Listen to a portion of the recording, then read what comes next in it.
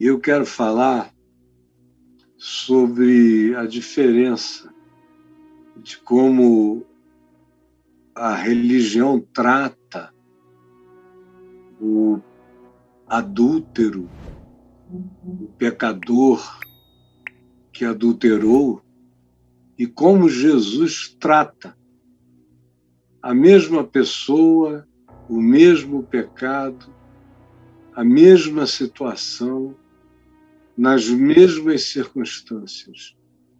Olha a diferença. E preste muita atenção para você ver de que lado você está na história. Porque a história que eu lerei se repete milhares e milhões de vezes todos os dias no planeta. Talvez quase bilhão de vezes por dia. Nesse país da gente, milhões de vezes por dia.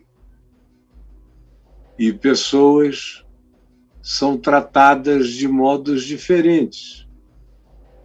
E se é gente do ambiente religioso, como é o caso aqui, a maioria das pessoas que frequentam aqui com regularidade, com constância, são pessoas que têm algum tipo de tradição religiosa, a maior parte evangélicos, outros são católicos, e alguns são ex-evangélicos, mas que não deixaram de ser cristãos, ou tem também muitos agnósticos cheios de carinho e de devoção, tem todo tipo de pessoas aqui com a gente. Mas eu quero que você veja a diferença entre como a religião e Jesus tratam o mesmo pecador, o adúltero. E aqui entre nós tem muita gente que sabe exatamente o significado do peso da traição, e também tem muita gente que sabe do tratamento, como são tratados no ambiente especialmente da religião. E tem hoje um bocado de gente vivendo nessa situação e com o coração completamente não resolvido, cheio de culpa latente. Como também tem um bocado de gente cheia de raiva, de juízo, de inveja pecaminosa. Eles não têm coragem de dizer que eles invejam o amigo que adultera, que adulterou, que está adulterando, ou a amiga. Não, eles dizem que abominam, ameaçam até romper ou às vezes rompem a relação. Agora, muitas vezes, não é sempre, mas muitas vezes, essas pessoas sofrem de inveja do cometimento daquele pecado, daquela falta, aquela vontade de estarem numa situação de poderem aproveitar também, mas como não podem, então elas simplesmente transformam a impossibilidade em raiva invejosa, em inveja raivosa. É assim que fazem. Essas pessoas todas, essas circunstâncias diferentes estão aqui, entre nós, e presentes. E eu peço que você preste atenção. Quero ser simples, como se eu estivesse falando com uma criança de 8 anos. Preste atenção. Primeiro, a gente vê que o lugar onde tudo vai acontecer é o mesmo. É o templo. Verso 2 diz que eles estão reunidos de manhã cedo no templo, e no pátio do templo, Jesus estava ensinando, estava pregando, quando de repente o que acontece é que um grupo, enquanto Jesus ensinava, um grupo de doutores da lei, de escribas, de teólogos, de exegetas, de hermeneutas, de linguistas e mais fariseus, os mais religiosos de todos os tempos, nas observâncias minuciosas da lei, e não satisfeitos, ainda criavam legislações paralelas para elas se submeterem. Então esse pessoal, de repente, invade o lugar no templo, no pátio onde Jesus ensinava as multidões ou as pessoas que ali estavam. Eles entram. E entram levando uma mulher mal coberta, seminua, porque o texto diz que ela tinha sido flagrada em adultério, ou seja, arrombaram a porta da casa, ou arrombaram a janela, aquele bando de gente entrou, pegou a mulher, na melhor das hipóteses, puseram um lençol parco sobre ela e a levaram para esse lugar onde Jesus estava ensinando. Então imagina a cena.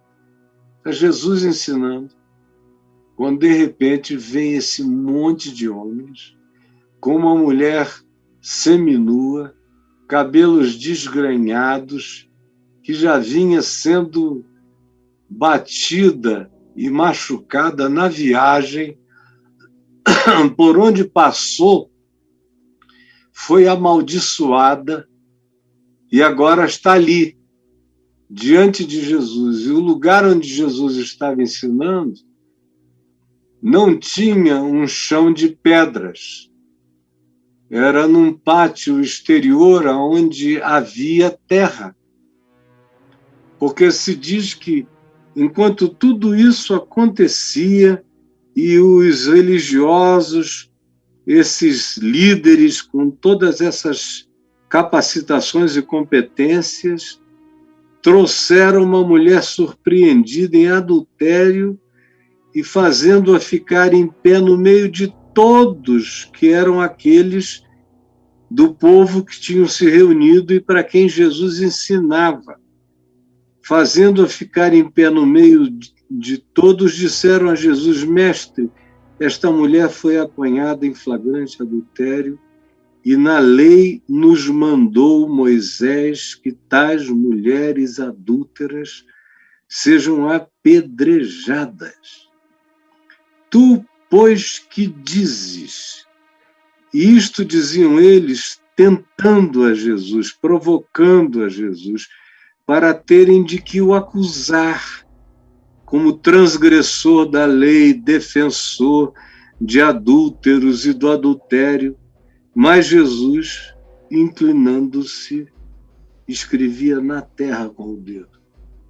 Na terra. Era terra e ele começou a escrever com o dedo. Se tivesse sido alguma coisa absolutamente essencial, se diria que o que Jesus escreveu com seu dedo foi algo, todavia, de algum significado, mesmo que o significado fosse o desenhar de uma coisa absolutamente diferente, tanto faz.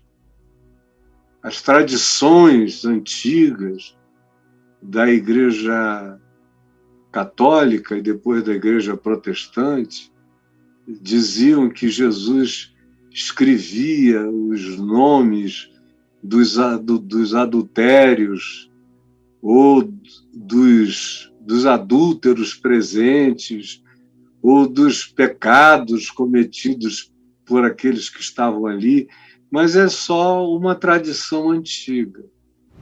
Aqui não se diz o que ele escreveu. Podia ser, se fosse hoje em dia, podia ser também um coração. Poderia ser um coração.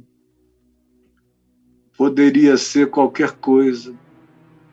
Poderia ser só uma simbolização de paz. Poderia ser só uma palavra, amor, ou misericórdia, ou compaixão, ou verdade, ou justiça. Mas o fato é que o que Jesus escreveu teve significado. E enquanto ele escrevia, eles insistiam, no entanto. O que Jesus escreveu não foi, todavia, o bastante para fazer com que eles desistissem. Não foi. Eles insistiam na questão: tu, pois, o que dizes? Moisés nos mandou apedrejar, e tu dizes o quê? E Jesus se abaixa e escreve. Com certeza não foi o bastante para mexer com eles, porque é explícito o fato de que eles continuam insistindo na questão.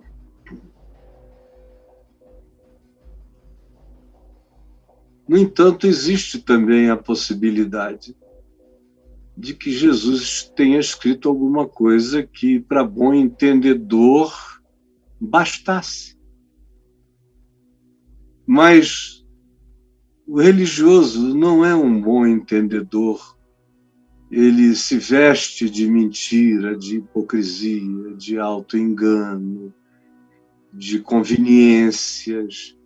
Ele faz tanto isso que ele vai ficando impermeável, que às vezes ele fica cínico, que saber ele sabe, mas não basta saber para ele já não se incomoda. Vidas de pecadores não importam. É como eles vão se sentindo gradualmente. E aí, o que acontece é que, como eles insistissem na pergunta, Jesus se levantou. Se levantou. Esse ato de se levantar é um movimento poderoso, porque abaixar-se para escrever pode não ter significado tanta coisa, especialmente para uma assembleia de homens toscos, homens rudes, homens ogros, alguns dos quais nem ler sabiam à volta, exceto os fariseus, os escribas, os acadêmicos. Esses poderiam ter entendido, mas nem todos à volta eram letrados. Mas não foi o bastante. Como eles insistissem, Jesus se põe em pé. Eu posso imaginar o poder desse levantar. Porque quando um homem se põe em pé, e quando ele carrega o carnegão de um homem, quando ele carrega o caráter, e quando eu digo de homem é de ser humano, quando carrega a autoridade de ser humano, de ser justo, de ser verdadeiro, e quando carrega essa autoridade intrínseca que habita a natureza do ser, Quando um ser humano assim se põe em pé, já é um choque, já é um impacto. Agora imagine o Filho do Homem que se levanta e olha nos olhos de cada um deles. Olha profundamente nos olhos de cada um deles e lhes pergunta, ou melhor, afirma: aquele que dentre vós estiver sem pecado, seja o primeiro que atire pedra. Moisés mandou apedrejar. Querem saber o que eu digo? O que eu digo, e digo a Moisés também, é: se você, Moisés, estiver sem pecado, seja você o primeiro a apedrejar. E ele não teria apedrejado ninguém, porque ele conhecia o seu próprio pecado.